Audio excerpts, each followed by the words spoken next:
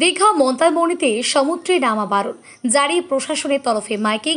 জামাই ষষ্ঠীতে প্ল্যান বানচাল হবে পর্যটকদের।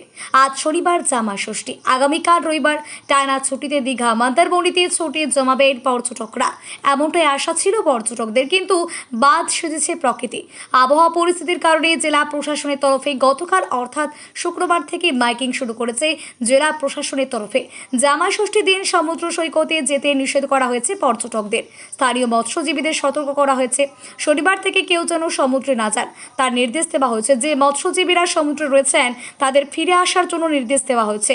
যারা কাঁচা বাড়িতে বসবাস করেন তাদের আপাতত সেই বাড়ি ছেড়ে অন্যত্র থাকার কথা বলা হয়েছে।